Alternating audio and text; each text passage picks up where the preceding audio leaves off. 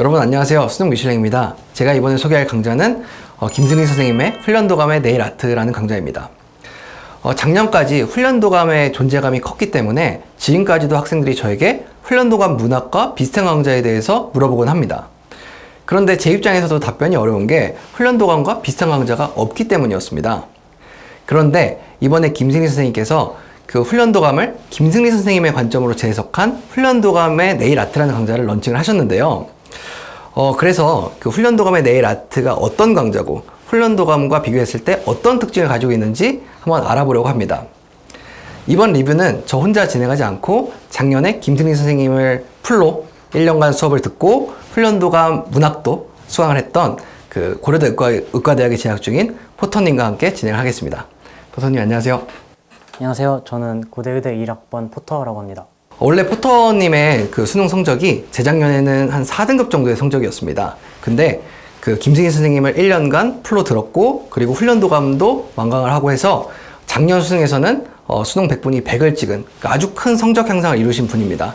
그래서 앞으로 김승희 선생님 관련 강좌에서도 포터님과 함께 진행을 하려고 합니다.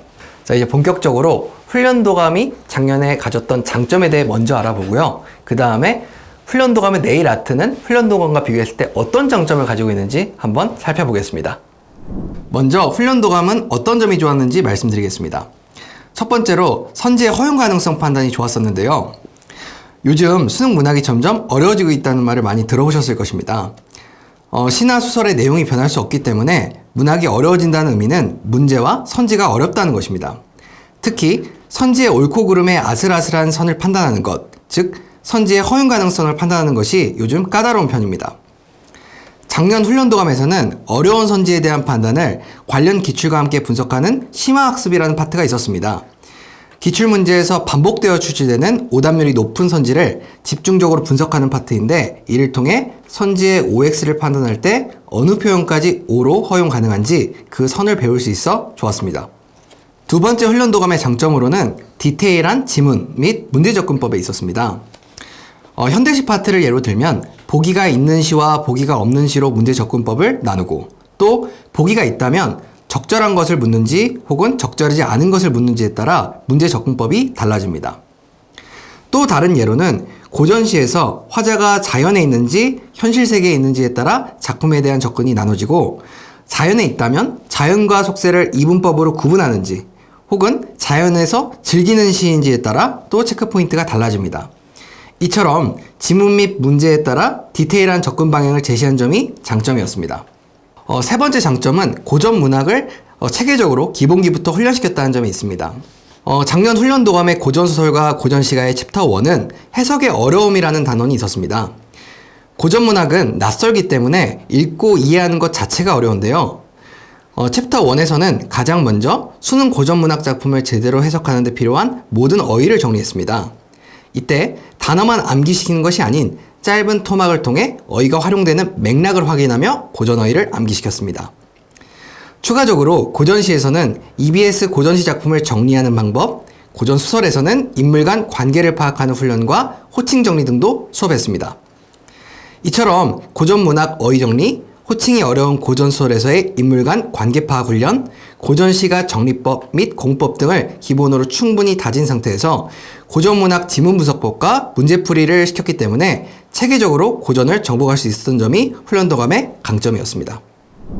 그 다음으로는 훈련도감의 네일 아트는 훈련도감을 어떻게 재해석했는지에 대해 제가 소개해드리겠습니다. 첫 번째로 챕터 2 문학은 결국 정사자를 통한 선지 허용 가능성 훈련을 들 수 있습니다. 훈련도감의 네일 아트는 챕터 2 문학은 결국 정서다로 선지의 허용 가능성 판단을 한 단원으로 만들었습니다. 훈련도감에서는 선지 허용 가능성에 대해서 영역별로 또 작품별로 끊어서 정리를 했던 것과는 달리 훈련도감의 네일 아트에서는 정서라는 큰 틀에서 선지를 그리움, 연민공감, 극복의지, 비판풍자 등으로 나눠서 현대시, 현대소설, 고전시가, 고전소설 등 영역에 국한받지 않고 선지 판단을 묶었다는 점에서 훈련도감과 차이가 있습니다. 다음으로는 디테일한 지문 및 문제 접근법을 들 수 있습니다. 훈련도감의 네일 아트는 파트 1 문학 지문편과 파트 2 문학 문제편으로 나뉘어 있습니다. 파트 1 문학 지문편 중 챕터 1 우린 이렇게 읽기로 했다에서는 오르브 카이스에서 배운 문학 갈래별 접근법과 작년 훈련도감을 조화시켜 재해석했습니다. 또한 파트 2 문학 문제편에서도 문제를 보기가 있을 때와 보기가 없을 때로 나눈 점이 훈련도감을 재해석한 부분입니다. 이러한 재해석들을 통해서 오르브 카이스보다 조금 더 깊어진 지문 및 문제 접근법을 가르치십니다. 그렇다고 해서 작년 훈련도감의 문제 및 지문 접근법을 그대로 담은 것은 아니라 훈련도감의 접근법 중 시험장에서 꼭 필요한 것만을 집중적으로 뽑아서 재해석했다는 점에서 현실적인 접근을 제시하는 강의입니다. 마지막으로는 챕터 3를 통한 문학 고난도 지문 대비를 꼽을 수 있습니다.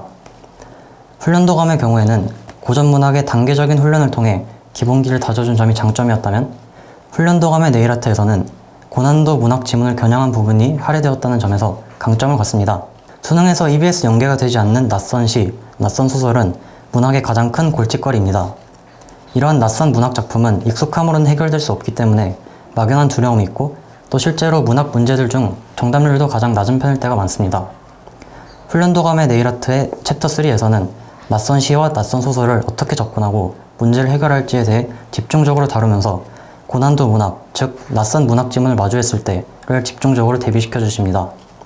또한 앞서 언급한 훈련도감 고전 문학의 장점인 기본기 훈련 중 인물 간 관계 파악도 따로 할애되어 있어 기본기도 무시하지 않는 강의입니다. 세 번째로 훈련도감의 네일아트는 누가 들어야 되는지 말씀드리겠습니다. 첫 번째로 고난도 문학 작품 그리고 어려운 선지를 대비하고 싶은 학생이 들으면 좋습니다.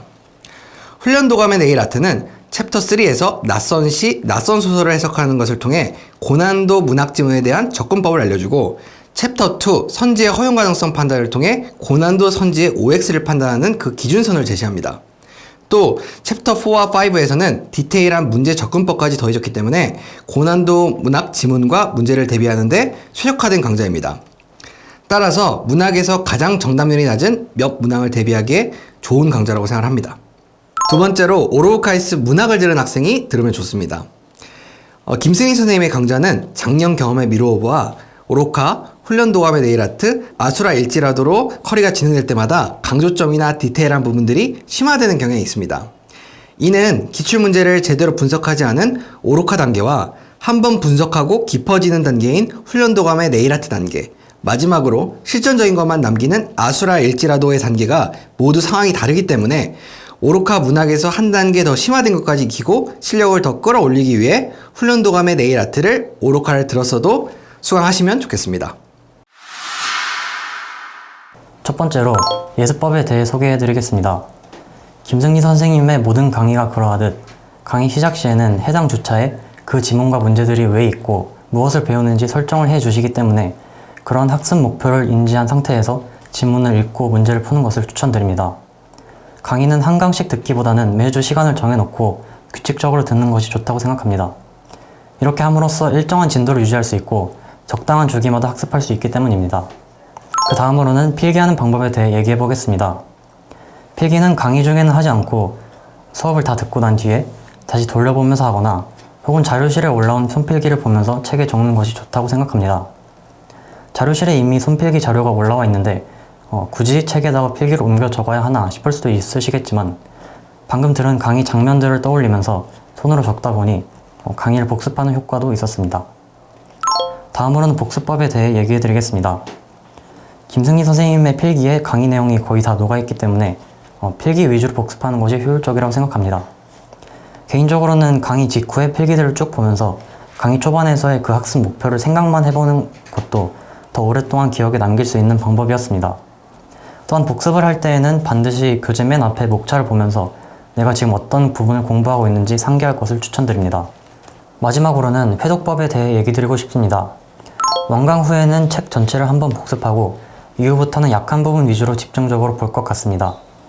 훈련도감의 네일아트는 대부분이 평가원 기출 문제들과 학력평가 기출 지문들로 구성되었기 때문에 필기 흔적을 지우더라도 답이 기억날 확률이 굉장히 큽니다. 따라서 낯선 문제를 대하는 것처럼 회독하는 것이 아니라 지문과 문제를 통해서 내가 배운 게 무엇이었는지 상기하면서 복습을 해야 합니다. 문학 작품에 대한 전반적인 접근법을 다시 복습할 필요가 있다고 생각하면 챕터 1을, 선지 허용 가능성에 대한 복습이 필요하면 챕터 2를, 고난도 문학 작품에 대한 접근법을 복습하고 싶으면 챕터 3를, 마지막으로 문제 접근법을 다시 상기하고 싶을 때는 챕터 4와 챕터 5를 복습을 하면 됩니다.